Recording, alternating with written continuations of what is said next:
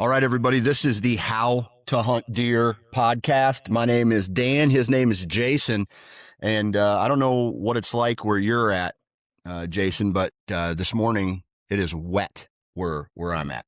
Yeah, we're getting a thunderstorm right now, so I thought we were having a little technical difficulty. I never know where Yeah. I'm at, if it's going to be my service or if it's the kids, because there's there's Yeah. 7 other people here in the house. So, Yep. Yep. yeah, we got some rain this weekend, which was much needed. We were extremely dry. I think in the last couple weeks, man, I haven't mowed a whole lot, so Yeah. get a little early in the year. For the dry weather like this. Normally, I'm Yeah. not seeing it till like July, August timeframe, but Yeah. I read an interesting little article about there's this line that is in the United States and it is there's this arid portion. It's always been kind of dry from the Rocky Mountains on, east of the Rocky Mountains to a certain point, and then that dictates the rainfall that happens and where the most of the rainfall kind of lands. Well, they're saying that this line that I don't know what they necessarily called it, but this line over the last 35 years has traveled basically 140 miles east, meaning there's less rain further into the United States. huh. And so I don't know what that means, what that means, but I can definitely say in the last 10 years, summers have been way drier. And when we do get rain, all of the rain seems to come in really big portions. It's not like, for some reason, I just remember when I was a kid, it would rain once a week and it would rain all day long, yeah, there would be some really hard rains, but it would also just be like all day soakers. You know what Yeah, I mean? yeah. And I don't know. I think the snowfall's definitely a lot less in the last 5 to 10 years. I mean, I used to plow snow for 20 some years, and it's almost ironic because I feel like once I stopped plowing snow, that's like when it stopped snowing. Yeah. But yeah, it's weird because we're dry in the winters and we're dry in the summers, and we get times of the year where we're wet enough, I guess, and sometimes we catch back up. Like this year, we caught back up, but then we hit May, and here where I live, this is the driest May on record that we've had. So Yeah. it's a little early, but hey, the crops got what they needed this weekend, and 100%. it looks like this week we're looking at more rainfall through the weekend. So Yeah. Lots of wetness. Like it's one of those things where, if you, some of these rains, they were so loud this morning because it was coming down so hard. My kids woke up at like 4 a.m. and they're like, "Can we get in bed with you?" I'm like, "No, get out of here." yeah. I don't get woken up by the rain. I get woken up because you guys come in here because of the storms and the lightning. So go back to bed. So, Yeah. like a couple things that I want to talk about real quick. Dude, I was driving home yesterday after church and I saw my first velvet buck, and he was standing in somebody's front yard with a doe. It could have been a doe, could have been a button buck, but he had main beam started and he had brow tines. And so it kind of got me fired up to like wanting to get my trail cameras out. And the goal was to get my trail cameras out this week while my daughter's at camp.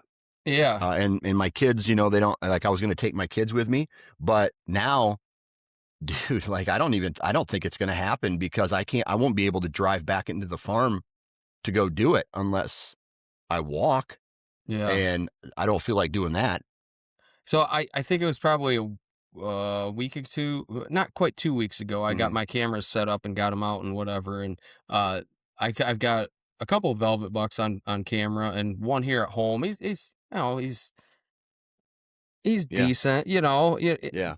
he's out. He's got his main beam, he's got his brows, but it's just exciting to see him, and it kind of got me fired up there as far as kind of starting to take inventory, getting a little more of a game plan of where I'm going to focus this year. Right. And it's funny every year too, because like here at home is the smallest piece that I hunt, Right. and like that's where the deer show up at first. You know, Yeah. it's like, so you start putting your eggs in that basket? You know, we can go down so many rabbit holes with that because like Yeah. my best property, nah, I don't know. I see a couple raccoons, I see some rabbits during the day, but you know, I'm not seeing the big Yeah. giant bucks. Oh yeah. And here's what I will tell you about the farm, my main farm that I've been hunting for the longest period of time. 2027 will mark 20 years on this farm that I've had permission to, which just doesn't even seem real that I've been hunting for, hunting one farm for that long. And so, like the farm that I had before that, that I lost, that made me go knock on doors to go get access, is where like I had a lot of tough lessons learned, like from that, 2000. I was like 2000. I don't even remember, like 2005, 6, 7, 8, 9, 10. I knew that the guy wasn't doing health wise, so I started reaching out to other farms. Of course, he passed away. Farm got sold, and now I have this farm. But it just, I don't know. It's I think back on that farm and how the lessons that it kind of taught me. And I don't even know, this is a rant at this point. I don't even know where I'm going with it, other Hmm. than I can't believe I've been on one farm for 20 years. Well, I mean, we could really expand on this because while you were talking about that, the length of time I've been on some of my Yeah, farms, it's jaw dropping, but yet it's yeah, also alarming in the fact of how many private lands since you started hunting have you hunted? hmm, Private two, lands, not public. hmm, And I look at it like for me right now, the longest property that I've got currently is one that we own, and it's been 14 years. And then if hmm, I go to the next one, it's in that 14 to 15 year time frame too, you know. So it's kind of crazy that that's all I have for intel also. yeah. You know, there's guys that hunt their entire lives on the same farms, and they're 25, 30 years, you know. Hmm. This is I I want to stop a second. I want to do our commercial because I feel like we're gonna lose it. If we don't, like, we'll get into the episode and forget to do it. But I want to send a huge shout out to Code Blue Yeah. Scents. If you're looking for real or synthetic deer urines, if you're looking for scent elimination products, mock scrape kits, go visit codebluescents.com, discount code NFC. No, sorry, discount code HTH20 for 20% off. A lot of really cool products in that lineup. Go check them out and find what works for you. So, okay. This The days of permission on private farms seems to be dwindling away, right? Like Yeah. the people that I hunt on, one is like she's older. Um I need to call her again. I keep in touch with her multiple times throughout the year, basically telling her I'm thankful for the property that I hunt. I truly feel she gets taken advantage of by some of the other people who use her property as their own property. Mhm. Um, I've always tried to be really helpful with her. I've installed satellite dishes. I've fixed gates. I've fixed fence. Um, I've wrangled cattle back into yards. I've fixed ruts in the ground. I um, have wrangled horses back into her property, goats back into her property. I've done a whole bunch of different things to not just take, but give back. Yeah. Yeah. Uh, and she's cool with that, right? I think that she knows she could probably make a lot of money if she leased her property out to an outfitter, or uh, she leased it out to an individual like myself or something like that. But she also understands that it's a blessing to have this, and that if you turn it into a money thing, then certain people can enjoy it. And I think she just really likes to have people enjoy her property, and so it's awesome to have that. But there is an end point on that. And I honestly don't even know how old she is. Yeah, But it's coming. it for sure is. Well, I was just looking yesterday. I was down here. We were cleaning the office and trying to get a little bit more organized, and I found a paper from 2012, and it was a landowner sponsored application for Montana. Mhm. And I had gone to Montana 2 years in a row to, it was called then, it was the Barton Ranch. Well, it was just owned by a mom and pop, and they had somewhere between 4,000 and 7,000 acres out there. And it was a friend of mine who initially in 2010 decided, hey, let's go hunt there. So we did, a group of four of us did, and then the next year three of us did, and it was just this lady lived by herself, and she was 84 years old, I think, at the time, and she let us come out, and her hospitality was amazing. She let us sleep in her house, and she never asked for a dime from us. We always sent her gifts and stuff as Yeah. appreciation, but those days are gone, and I remember she passed away a few years after that. But it kind of the same thing here. I've got a permission piece that Yeah. is probably my favorite piece, and I always do what I can, you know what I mean, to show that appreciation. For some reason, your audio isn't recording on my end. Um, Mm, are you seeing your little bar move? Like when you see my voice, you see the little green bar move back and forth. I could see in the right hand corner of both of our boxes, I could see the speaker go up and down So on both of them. on both of them.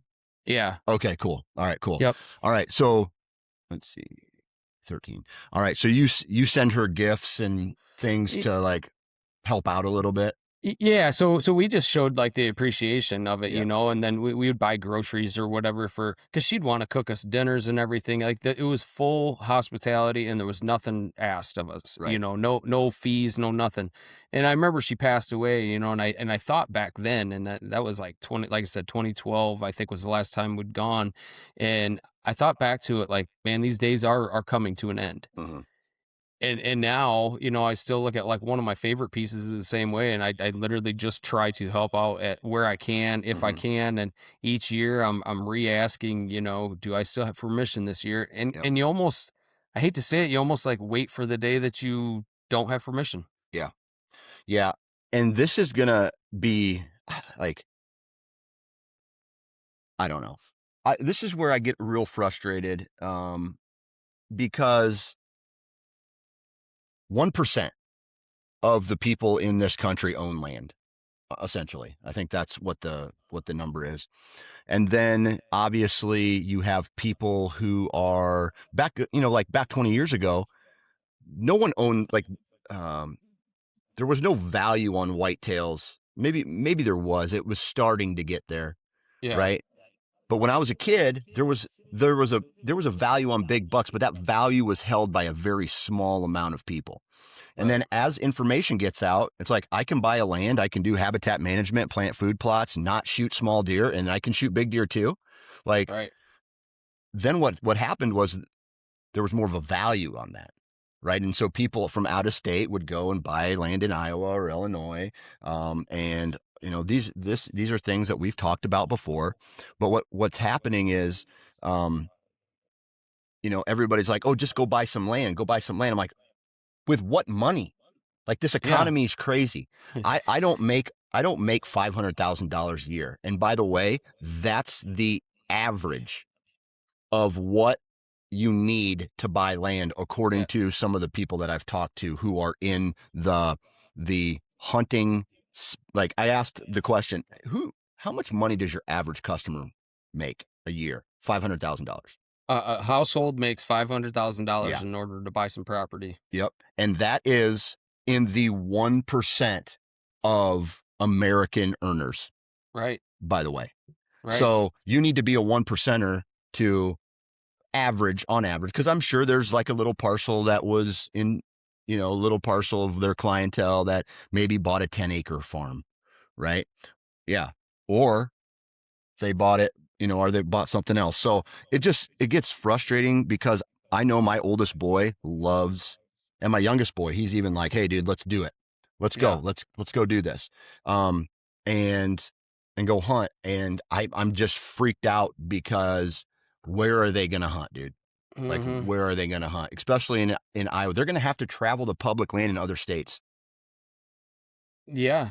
For sure. Well, and I think that's kind of where I went, gosh, years ago. I'm gonna go back a little bit further, and I found another paper when I was cleaning here that Mm-hmm. was from 20 years ago, 21 years ago, and it was when I initially joined Access Illinois Outdoors. Mm-hmm. So every year, you pay a $25 fee, and basically they will send you a list of um, landowners here in Illinois, and they will have counties broken down into who owns land, and you can get matched up with them, and it's all pay to play game, Mm-hmm. So some of them could be yearly leases, some of them could be monthly, so on and so forth. Well, back then, that's how I was looking for land then also. Yeah. So I mean that's even 20 years ago. Well, Yeah. it got me on a whole thing of that's kind of how this year's fall is going to go with this public land hunting. Is I stumbled upon that while I was on a hunt that I had taken 20 years ago, and then it just led to meeting different people and everything. But as far as the private stuff goes, if it's not gobbled up, it's going to be real quick. Yeah. Yeah. It's just, dude, it just freaks me. It just freaks me out a little bit. Like, it's something that the amount of happiness that hunting has given me throughout the course of my life, I want to be able to share that with my kids. And the outdoors and fishing and things like that. And I just I just see it dwindling. Um, for the access, the availability to the average Joe, all of that stuff. It just, I don't know. Maybe I'm overdoing it, and maybe it like, what I truly feel like would be the best if there was some kind of crash, some kind of bubble that gets popped, something that would happen to hunting that would set it back. I don't know, that would set it back, and people could just go knock on doors again, and or the big buck thing just kind of disappeared. But, you know, number one, people want big bucks. Number two, people don't want other people on their properties, right? It's funny because the more people that you talk to, I mean, at least I see it in this perspective, the Mm-hmm. more people that just want to be left alone. They like don't they almost don't even like the interaction or anything. Mm-hmm. And I don't know if this is like a post-COVID thing. I don't know if this is a technology thing, or I don't know if just as a society, we just don't enjoy each other as much as we used to. Right. Well, we don't need to. No. Well, we got social media to take care of that. Yeah. Right. I it was this is kind of weird, but I was watching this round table YouTube where all these different people from different walks of life kind of sit around a table and they talk, like, one's a Democrat, one's a Republican, one, is a preacher, one is like a skateboard shop owner or whatever the case is.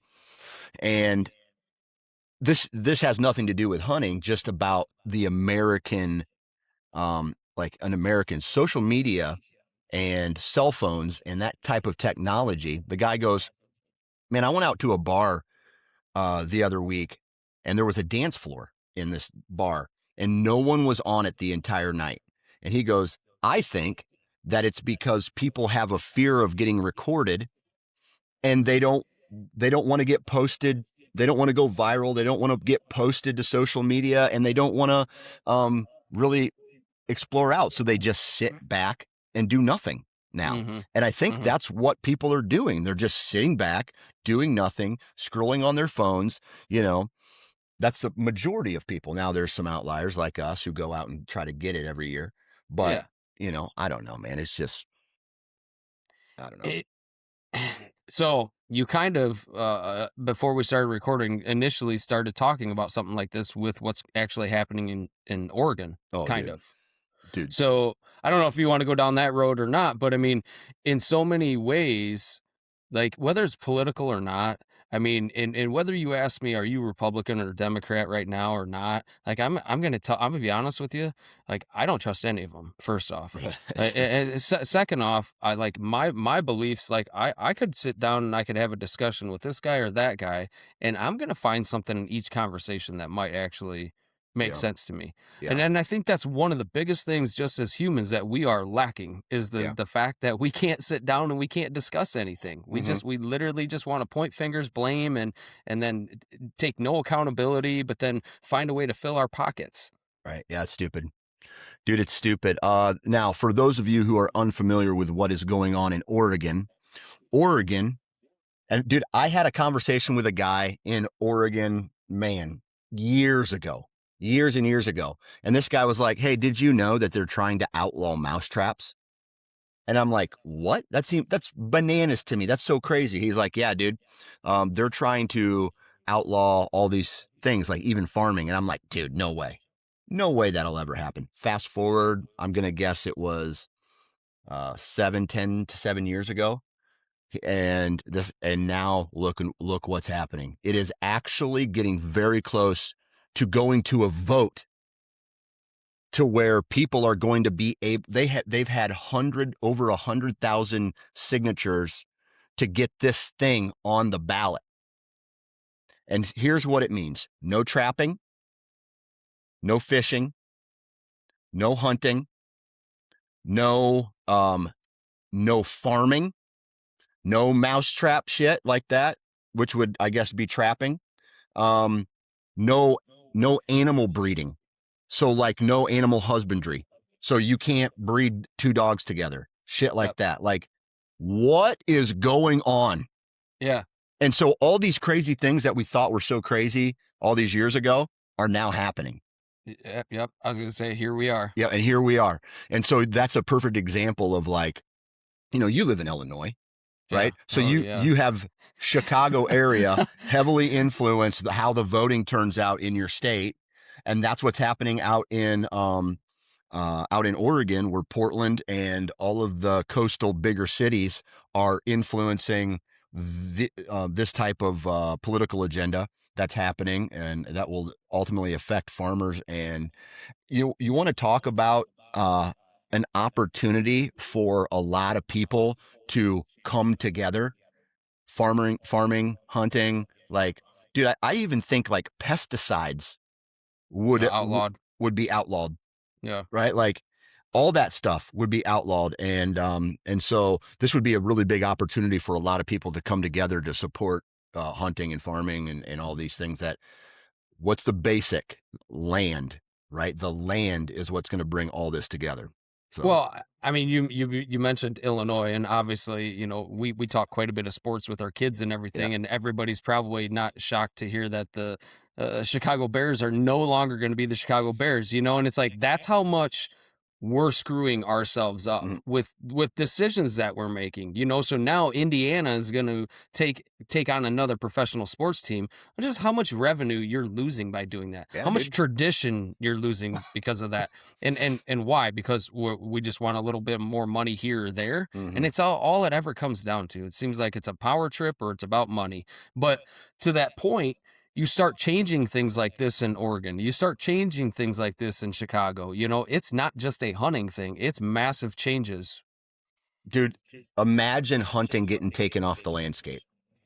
You want to talk about an overpopulation, crop destruction, animal car collisions, sickness, disease, um, like, well, essentially hunting becomes illegal now. And how Mhm. many people, like, if you took hunting away from a group of people, they're still gonna, I'm telling you right now, they're still gonna hunt. Yeah. Like, they're Oh, still for gonna go sure. do it, For sure. especially on your own private land. And 100%. and then what are you going to do? Raise taxes to have more people, like more DNR officers, go out and try to, um, like, take a look at this? Like, dude, no, that's not going to happen. Well, it's That's not going to happen. Who's going to police that? Nobody. No, but it's the same thing like when initially started taking on CWD here in Illinois. The state's answer was to hire that done, Hmm. right? To hire sharpshooters and stuff. And maybe the program was effective to some degree, but we didn't even know what we were dealing with or how Right. it was spreading or any of those effective ways to actually do it. But they didn't turn it to the hunters first. Hmm. they just look to another source. So like, oh, let's hire sharpshooters and let's pay them X amount of dollars Yeah. instead of like maybe let's lengthen seasons or let's Yeah. give out more tags. Or there wasn't that discussion in the beginning. But ultimately, I feel like, well, if something like this happens in Oregon, I mean, not only are you going to get backlash in Oregon, but you're going to see places like Colorado are going to follow suit. They're going to eventually do the same thing. And then, I mean, how's that look? Like you were saying, with the landscape of all these animals just overpopulating, Yeah. destroying, because it's not going to be just crops that they're destroying. They're going to be destroying your landscape around your house. They're going to be chewing up your yard. They're going to Mhm. be, oh, I don't know. So funny you brought that up because I talked with some guys, I believe in Michigan. Was it Michigan? Yeah, Michigan. And I think it's either Michigan or Pennsylvania. I can't remember. Anyway, there's a group of guys who they have urban hunts. Yeah. So they go and they knock on doors and then they put together a list of landowners who allow them to go hunt. And these guys are killing like 300 deer a year. This group of them are killing 300 deer a year which blows my mind. 300 deer a year in like, I think it was 500 acres, like 500 total acres. And it's not one big giant piece. It's like sprinkled all over. But that's how overpopulated the deer were. Yeah. So guy goes up to the farm, goes up to this house and knocks on the door and was like, "Hey, would it be possible if we're part of this program to stop the overpopulation and it's all the benefits, they take the meat and they give it to pantries or they use it themselves, all that stuff." And the lady goes, "Absolutely not. I am 100% against deer hunting. Deer, that's brutal. That's caveman stuff. We don't need to hunt anymore." Blah, just goes off on this guy. She takes the piece of paper from him.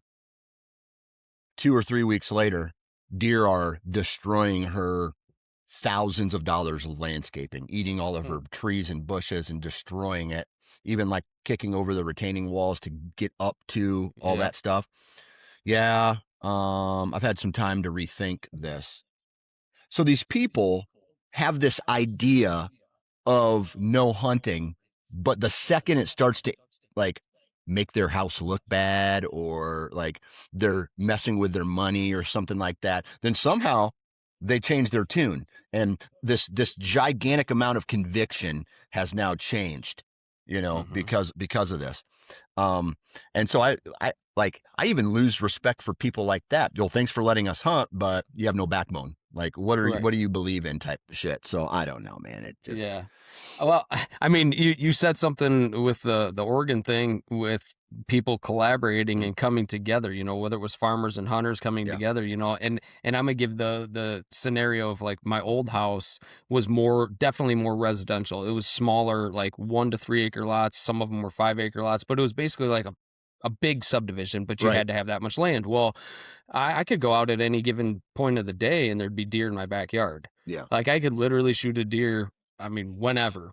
And now, fast forward to where I'm at now, I'm actually in a much better location, much better spot. And it looked primo 10 Hmm. years ago when I started here. Yeah. Well, fa- over the years, the farmers have destroyed all these fence lines, So, like, when I knock on doors and talk to the farmers, like, they've taken the fence rows out. So there's no deer in the area, So they just gravitate towards these urban areas. Hmm. They gravitate towards where there's more vegetation and stuff, and it's not always just a thick hardwood, so it's kind of a double-edged sword. Like Yeah. we've done shot ourselves in the foot with, well, we've taken out fence lines, so there's no deer in this area. We don't want to shoot deer because of our precious mindset with, Hmm. yeah, I don't know. You just go back and forth with it, but the reality of it is you can't just shut it off. There Yeah. has to be some sort of maintaining the herd and everything. Right. It was funny you bring that up because I took my daughter to church camp this past or yesterday, and I'm driving through what most of Iowa looks like, and that is ag country. And I mean flat, and I mean this is like flat. There's fence rows there, but the farmers farm right up to the fence rows. I mean, the only thing you're going to find is maybe a buffer strip and some steeper cuts. Like when I say steeper cuts, I mean like the reason that not all of the soil in Iowa is down in Louisiana is because of these buffer strips, or these water, like these waterways. But a lot of that stuff is tiled, right? And the water just goes straight out into the river, right? Um, anyway, what's going on is that is what Iowa looks like. That is a majority of what and I was thinking, I go, this is all of Iowa right here, except for the 1/3 or 1/4 of the state that's like south of Interstate 80. You go 50 miles south of Interstate 80, and then you'll run into these river systems. And for the most part, there's some trees in these river systems. There's a lot more. Southern Iowa looks a lot like northern Missouri, which is Mm. awesome from a habitat standpoint. So that tells you the only difference between Missouri and Iowa is the regulations. Regulations. Yep. I was Regulations, just gonna right? say that. And Yep. so I was looking into, I was kind of just daydreaming about, like, man, imagine the potential Iowa could have for a big buck state if our farming practices were just a little bit different, Yep. right? And we did have those more buffer strips, and we did less tiling, and we expanded those buffer strips from waterways, and we had trees growing in those places and stuff. And I'm like, you want to talk about a state that would be number one no matter what? Would be like if that ever happened. Well, I mean, Illinois or Iowa, it really wouldn't matter. But if you used better practices and better management, both of the states, I mean, even Missouri, there's Mm-hmm. like a triangle of it where it's the habitat and the terrain is amazing. Yeah. So if you went by the same regulations, you could have amazing deer in and around that area. But overall, like I mean, here, if you go to Northwest Illinois, it looks a lot like Northeast Iowa. Mm-hmm. There's spots where it's very severely steep, and Mm-hmm. the terrain's not just flat. But then you come out of that a little bit, you get closer to the Chicago area, and then you get halfway down through the state, and it's just flat farm ground. And now we're seeing all these solar fields and all these wind turbines, and it's crazy that we're just. They're in a nutshell. We just went to a softball game the other night, and I look across the field. My wife says, "Do you see that?" I said, "Yeah." She said, "I didn't see that the last time we were here." I said, "No, I don't think they had all the panels on it, but it was this gigantic solar field, Mm-hmm. and we're losing all this farm ground to stuff like that." Oh So man. now take that Oregon mindset where we're going to eliminate the hunting and all that. Now we add all these solar fields and everything. Where are all the animals going to be? Oh, they get pushed out and then they don't breed again, Yeah. right? So there is this road that runs from uh, essentially Coralville, Iowa, which is kind of like Iowa City, right? Yep. Uh, and it's called 965. When I first started coming to the University of Iowa and hanging out in a small, well, it's not small anymore, a town called North Liberty, there was farm fields on both sides. You'd run in through North Liberty, and then you'd take 965 all the way up to Cedar Rapids, right? Well, dude, I can remember seeing tons of deer, beautiful bucks, and then now where all of that is all apartment complexes, it's industrial parks, it's Jimmy John's and nail salons and things like that, all the way all the way up to this river that this bridge crosses. And then you cross the bridge, and then once you get past the Corps Engineer ground, you start to see development on both sides of that road again, where the habitat for these deer was amazing. I mean, I remember driving down going, and then I finally had the opportunity to talk to a landowner there who farms some of this ground and has sold some of it off. And he's just like, dude, you have no idea how good the hunting was here. But the development has essentially moved all of the deer out of the area.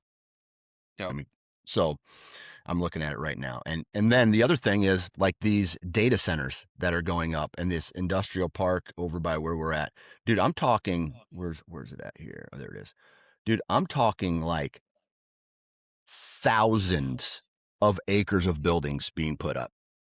Was this so these data centers that you're talking about, was this on one of your podcasts where you guys were talking about drilling the well Yep.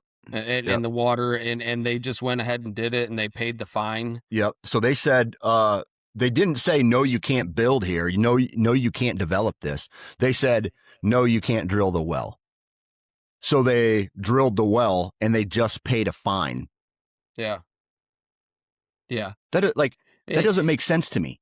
But I mean, so we're talking about like you're talking about all these industrial areas and Mhm. stuff. So rewind, oh gosh, 15 years to the last I was in the operators union. A lot of our work was in Chicago and in the cities and stuff. So I'd commute an hour every Mhm. day at least, if not further.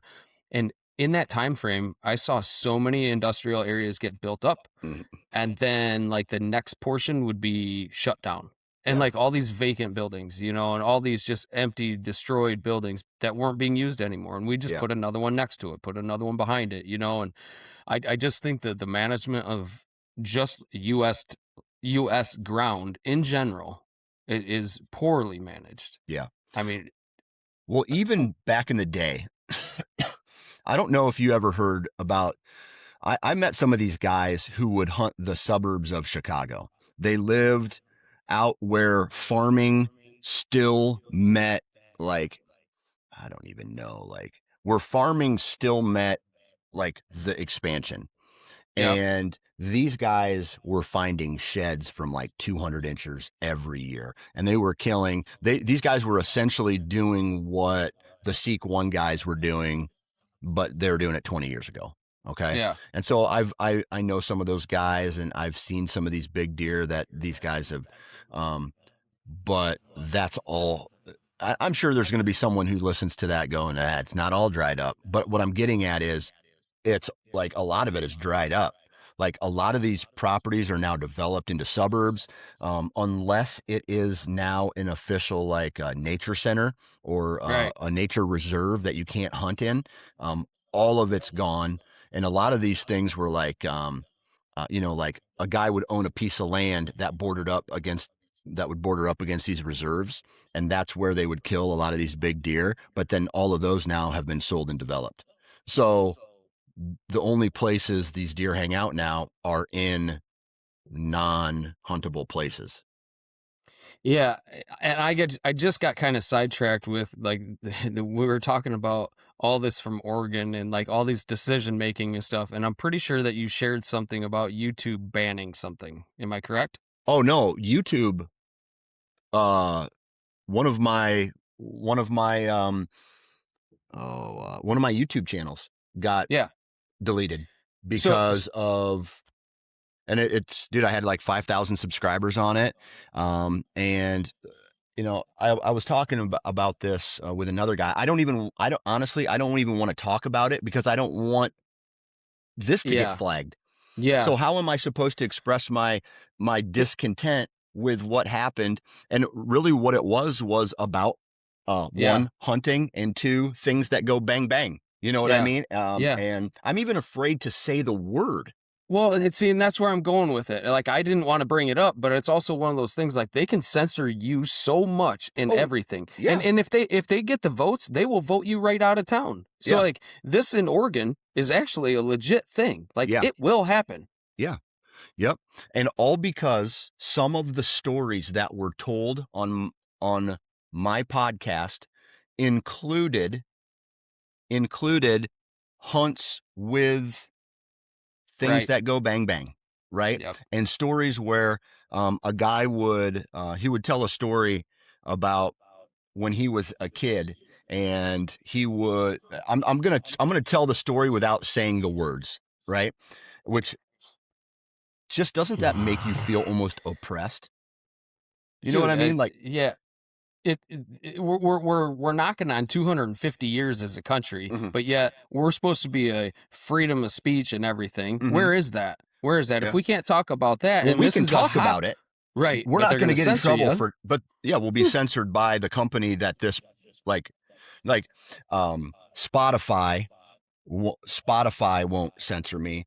Apple Podcasts won't censor me. But YouTube will, Yeah, right? And so if I talk about it, well, here's the story that one of the stories that got me, got one of my check marks. A guy was telling, he's like, when I was a kid, our principal said, your things that go bang bang are better in my office than in your car, right? They're safer in my office. So during pheasant season, they would take him, put him in his office, and the word school was mentioned, and then the Hmm. other trigger words were mentioned, and so the algorithm went in and said, okay, these two things don't go together, warning. And then I was like, hey, this was a story. It wasn't about Yeah. any violence and things like that. And then they go, well, to protect our blah blah blah, we have to do this, our audience, we have to do this. I'm like, dude. And so, luckily, I wasn't generating any income from any of that, but from my YouTube channel, just because I knew something like this was going to happen. And that's why I don't like try to make money off social media, because you start talking the truth or you start talking about 2A, then you're toast, dude. You're going to get flagged. All right, so this takes me to another thing that's completely not deer related, but at night, periodically we'll get all the kids in one room, and then they always want me to tell stories. Mhm. They've loved hearing hunting stories, they love hearing whatever, and so I got to this point, I don't know, several months ago, where I would just tell make believe stories because it's always what I did to my kids when I was Mhm. just tucking them in when they were little. So I mean, obviously our kids range from newborn and then 8 years old to 13. And there's six of them through that. So the oldest five will sit there and they will listen to these stories, and I've created like characters, Mhm. right? And these characters have like maybe a deficiency or whatever, and it's not like I don't even want to say the word, but it's like okay, maybe something happened to my hand or something happened to my foot or whatever, right? And then I'll give this character like maybe it's 7 foot tall, and so while I'm describing these characters through this story and what this character does or whatever, our oldest daughter is sitting there and she's typing all these notes into AI, like chat. What is it, Chat GPT or Yep. whatever, and then she will create these images, right, based off of my story, and then she will send me us these images when we're laying in bed, and we're laughing about it. Mhm. But then some nights she'll be like, I can't create this person Yeah. because this person you described goes against their standards. Oh And it's yeah. like it's just crazy to me. Yep. Like all I'm doing is telling a make believe story so my kids laugh and we have fun and everything. But I got something censoring me. Yep. I don't know. Yep. I know, I think certain states are going to be safe from a lot of this because of the tradition of like Wisconsin and Pennsylvania, and Michigan. Like, the tradition is too steep for anything like that. Iowa, anything that where there's a farming culture where Uh, animals are used to being, you know, for food. Like, once when you're in a state where the focus of an animal is for food, then congrats. But they probably said that about Eastern Oregon too, until there's this big uprising somewhere else that's going to affect the entire state. I mean, they're even having talks about like uh, succeeding into Idaho. oh, So really? Eastern, like, that's how crazy that conversation is getting. They've drawn a line. They said, if you live to the east of this line, would you know would you vote to join Idaho? Well, And Idaho's like, yeah, I guess we'll take you. I mean, you got Washington right, right there. You Yep. got California right there, and then I mean, you could move just a little bit into Colorado. I mean, you're right there and like taking over a mass of the western portion of the United States, and it's Hmm. like, and it's not far off here where I'm at, Hmm. because our I don't even want to get into that political scheme of it. It's like it's just crazy that we can't sit down and make reason with these things. Hmm. It's either All this or way nothing. or that way. Well, that's human nature in general, right? Yeah, Right? yeah, Like, I have uh some beliefs that sure. are all or nothing too, right? Like, I like all these things that this guy's like, hey, that sounds good. Dude, that sounds real good. I like that. I like that. Oh, but that one thing, you are you're That's how you're going to vote? I'm sorry. My values don't allow me to believe in that. Like, Yeah. I'm sorry. Good luck, but I can't do it. Right. Yeah. So I don't know. Like, it's never like now more than ever. I feel like hunters, especially hunters, need to be like, I know I talk shit on crossbows, right? And I still, I truly believe that a crossbow is not archery, right? And it doesn't belong in an archery season. But if your state says crossbows are legal, by all means, use them, right? Go do it. Because I would rather see a state continue to have uh, a strong hunting lifestyle tradition program with crossbows than, if I was going to sit here and weigh all these things, like no hunting or crossbows in archery season. Well, of course, crossbows, right? No hunting or high powered rifles during the rut. Okay, I'll take high powered rifles during the rut. Like, of course, those types of things, but I don't necessarily know if we need to do that. Well, I think what we're kind of missing sometimes is the fact that when there is a difference or a discrepancy with something, what happens is there's a silent group Mm-hmm. that will actually get you to come against each other, Yeah. right? And that silent group does this all the time, Mm-hmm. right? Because they're on the outside, like I want them to self-destruct because Yep. I actually want hunting to end. So whether it's the big buck thing versus shooting the spike buck, whether it's a crossbow versus a compound bow, whether it's public land versus private land, whatever that may be, whatever that looks like to you, just remember that you at the end of the day are still a hunter. Okay. Right. And then there's this outside group that actually wants you to fight against each other because if you get pulling this way too far, you're going to lose the numbers. Right. Right. Yeah, that makes sense, man. I just always, I'm for some reason, maybe it's my age, maybe I'm always looking to the future about what life will be like, right? Like, Mm-hmm. technology is crazy from the standpoint of um, how it's benefited. Like the cell phone, like for example, I was looking up maps of Chicago and I zoomed way, way, way out, right? Yep. And there's a little dot on my computer that shows exactly where my daughter's at right now. Yeah. Okay. Yep. And she's not at our house. She's at church camp. So that makes me feel good knowing where she's at right now. Right. Okay. That's a benefit of technology. Um, Obviously some people would argue whether you're the trail camera, things like that, uh, what the benefit, if that's if that's a net positive, if that's ruining woodsmanship, that I think that's where a lot of people are saying technology is replacing woodsmanship. Okay, like what are you going to do about it? Like, are you going to ban it? Are you going to hey, let's do this. Let's do this real quick. Pros and cons. Okay.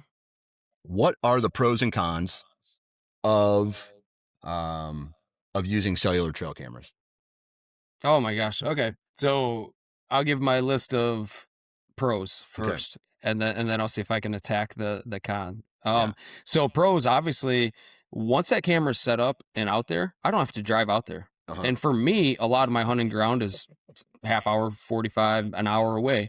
So I don't have to mess with it. I'm also not disturbing the timber. I'm not going in and out, I get instant pictures like right now. Mhm. Cell camera, I don't have to necessarily pull a memory card out, put it in a card reader. I don't have to take any film out because this is funny because I was literally just looking at one of those gigantic box Moultrie cameras that I had with the great big square batteries in it. Yep. Just the other day, I found it in a tote.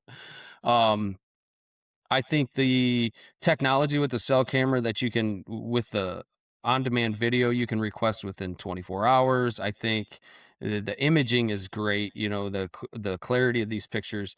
I think there's a lot of things that are really good with them.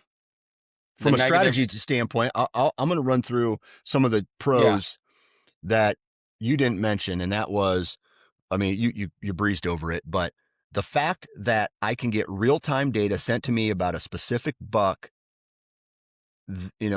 that would be on my farm at a given time, right? Right. So it's like, dude, I got this buck coming through this pinch point every day at the same time.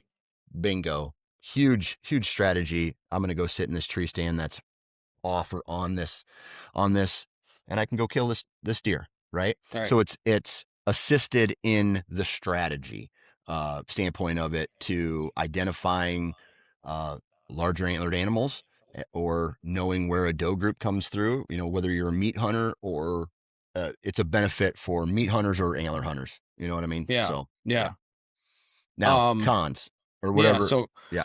well, so cons, obviously, anytime you're running any sort of cameras, you got some sort of cost involved, Right. and the more the camera triggers, the more you're going to spend in batteries or Mhm. rechargeables or a solar pad. I think the negatives too, I think you can actually, I don't want to say learn too much without having to put the effort in, but I Mhm. think that's ultimately what you're doing. Yeah. Um, Once the camera's set, man, I don't have to touch those woods, and that's a con in a way of I don't have to learn my woods. Right. Uh, I think anytime you intrude in the property, I think that can be detrimental. So I Mhm. think that can be a con, and I also feel like there is a curve in the system Yeah. when you have real time knowledge versus I either have to manually go out and check my memory card or I have to just rely on my woodsmanship because I don't have cameras. I think there's definitely a curve in it. It's not going to slam dunk make the shot for you, but I think it definitely can be a factor. Yeah. I think it depends on what your goal is with it. Like, Right. there's people out there who don't give a shit about woodsmanship. They Yeah. want that trail camera to tell them absolutely everything that they possibly can. And that's where you hear stories like, hey, I have 35 trail cameras on 100 acres or something like that, which is bananas. Right. And so, if it's the intention of the individual, right? Right. So Well, if I don't give that a shit about woodsmanship, I want to have a security net on my property, and I know where everything moves every hour of the day. Therefore, that's going to put me in the best position to do that. so that was going to be my question to you. Like, so where would you put most of your weight in having a camera? Would it be I want inventory, or I'm using it to specifically pattern a buck? Dude, I don't even know how to answer that anymore, to be honest with you, I mean, because because I well, I grew mean, up in I'll I know guys who have only used cell cams. Right? Their first trail camera yeah, was a cellular trail camera, so they've only used it. Right? I'm 45. Let's say there's a guy who's maybe 25 to 30 right now. More than likely, yeah, they've only used cellular trail cameras, so they right, make a lot of their decisions based off cellular trail cameras. Me, when I didn't we didn't have cellular trail cameras, and even before when I started hunting, I didn't even run trail cameras, period. And when I got a hmm trail camera, it was the size of a VCR, right? It was huge. yeah, It was yep. gigantic. It took batteries, and those batteries lasted like a week and a half, you know? And And so then you had it was film you had to film. develop. Yeah. Yep, So all that, yep. all that stuff. So this technology has made everything simpler. And so again, I just like, for me, here's where I feel like the con of that technology is, and that would be you are relying so much on what that camera tells you that you might be missing an opportunity at an animal or filling that freezer because you are relying so heavily on that picture that you forget about access routes, you forget about all the other possibilities, like that spot so heavily that you're not thinking about the terrain leading in and out of that spot, what the weather's doing, is it raining, what time of year is it, what are the thermals potentially going to do, all that stuff that actually, in my opinion, makes somebody really good at what they do. Well, I think that's where you have to have the mindset of like I'm using the tools in my bag. And Yeah. and that's what a cell camera should be. Hmm. I use a cell camera because I enjoy it. right. right? I enjoy setting up a mock scrape and I love seeing the pictures and stuff. I mean, we've just in a couple of years we've shared some different pictures of different deer and like last year had a small buck break Mhm. off the rope and the branch and everything. So for me it's not even like I'm using it Yeah, as a tool that way. I'm just using it. It's fun. It's part of deer hunting. yeah, yeah. So I don't know. Th- like, is there really a con to cell cams? It's all about whether or not you like. I guess the con would be having a trail camera in a state where you're not allowed to use cell cams Yeah. is like, okay, well, you're not supposed to use it, but it's gonna make people still use them. Well, yeah, because I mean, if your mindset is I'm gonna use my cell camera to dial in on this one buck, and when this one buck shows me enough, I'm going in, and you use it to specifically kill one buck, and it gives you real time data, and you did it. Hey, man, you just Mm-hmm. actually used a tool in your bag, Mm-hmm. and if that's your mindset with it, so be it. But if it's outlawed, obviously, I mean, that's Yeah. probably the biggest con. Yeah. And so what are the other what pros and cons like pros and cons of a drone, right? You can, dude, these drones fly over properties with a thermal imaging and they're pointing out every single, like that one guy who was real popular on social media for a while, who was basically hovering over properties for long Yep. periods of time and he was watching deer movement. Um, Yeah. you do that 2 nights in a row, you're gonna show a pattern of what these deer are doing, what they're going through, even Sure. if they take two completely different routes but cross a creek in the same spot, you know, that tells you I can go here. And you can learn a lot up through that. Um, I think the use of a drone on your own property is one thing, but the use mhm, of a drone and you're hovering over neighboring properties is invasive. And I really don't yeah, like the thought of that because I think I mean to for me it's just like peeking through somebody's windows. yeah, Like stay on your side yeah, of the fence. Like I don't know. I mean that's my mindset with that. Wait, but if you're using the drone to actually go out and kill an animal, man, I don't know if I that's to me that's a little bit different. Like you the camera thing's different because you're doing some sort of research, some sort of scouting to put the camera in its spot. The hmm, drone, you're flying it aimlessly to just looking for, a vision of something. And then once you dial in on that, then you're just, I don't know. Yeah, yeah. I think, what are you supposed to do? Like make all these rules about how you can only fly over property that you have access to, and you're going to be right. invading some kind of airspace that, Yeah. like, at what point does your property stop? Right? Like, is it 20 feet in The the air? Is it invisible line. yeah, Yeah. 30 feet in the air? Right? It's almost like a Yeah. corner crossing issue. You know what I mean? Right. And Yep. what if your drone is directly above your property, but it has a Right. wide camera angle that can see all of the stuff that's going on the neighboring farms? Like, dude, that's so that's so complicated and Yeah. complex. How do you even address that?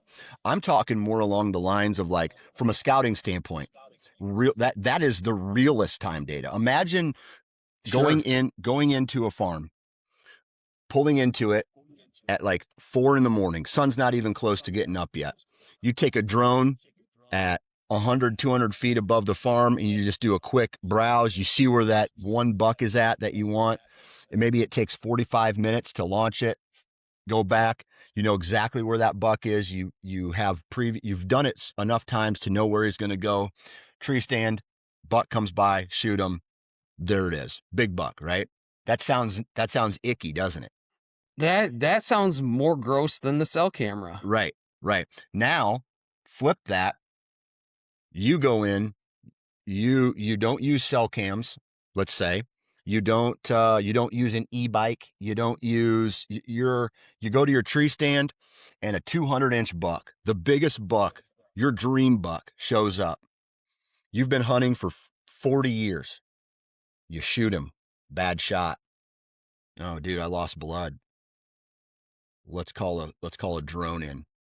that drone does what it has been designed to do, hover over, take pictures, doing the same thing that it would do before, but it's now the application and how it's used. It's now used to recover deer.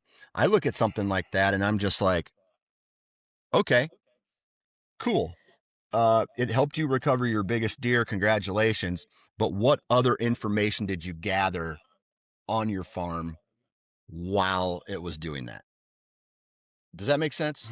Yeah, it does, and it's okay. So, can you use the drone or can you use tracking dogs? Like, Mm-hmm. is there a more humane way? Is there a better way? Is there a non-invasive way to not push the animal? I mean, Because the goal I think from an ethics standpoint, shouldn't the goal be to recover the animal at all costs? absolutely, yeah, Yeah. absolutely, And that's why, like, dogs right, used to be outlawed in Iowa. You couldn't, I don't think you could use them for a while. And then the law passed. And then now you can. And yeah. so it just was kind of, I don't know, like, I don't know. I think using it mm-hmm, before the shot with intentions to kill that animal, I think mm-hmm. that's a lot different than finding the animal. And that's just my personal opinion, but I've never used a drone for that purpose. Yeah. Yeah. Or the same with like a habitat. I know Right. habitat guys who they'll take a drone, they'll fly over, they'll do a deer study, they'll zoom in and out of like where it's thick and stuff like that. And then maybe they'll still walk the property. But what you're doing is you're identifying deer movement from the sky. And at what point then, man, this term fair chase is just becoming more and more gray every single year. Every Mm-hmm. single year. Sure. And so it's like, at what point does it stop? I brought this up in a different conversation, and I was like, was it with you? At what point are we going to be turning hunting into a video game where we're going to Well, be able to hunt from our couch? yes, we talked about that. Yeah. Yep.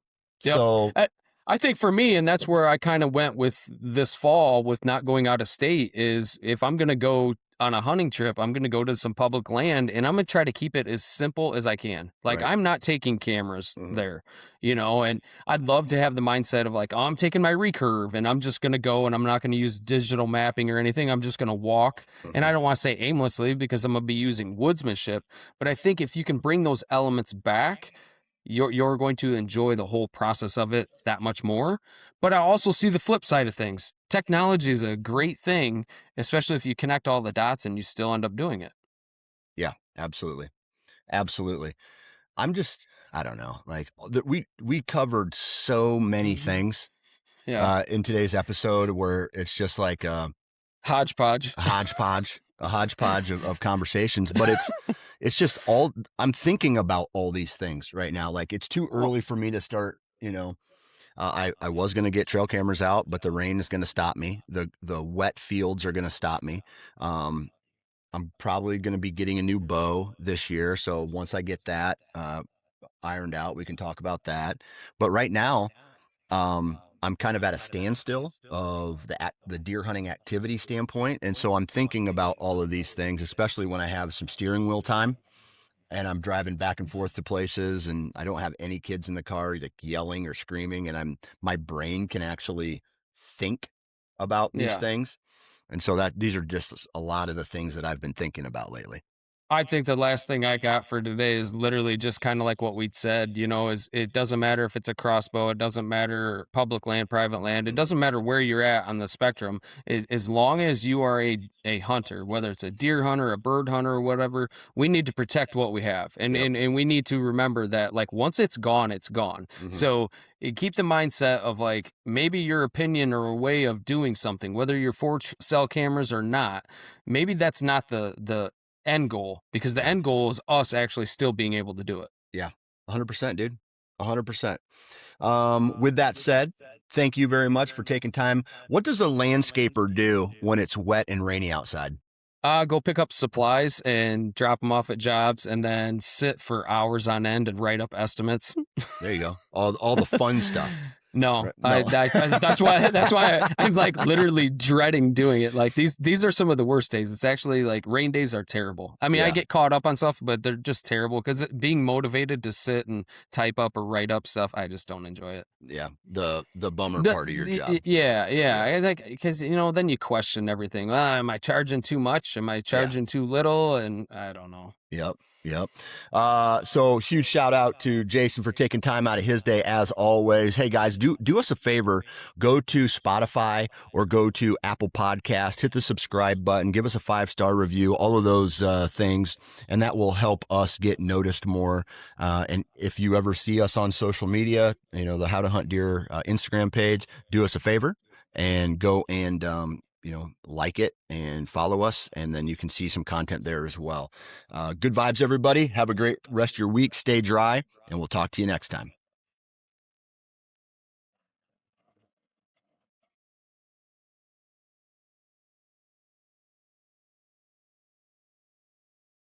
Okay, so I'm not a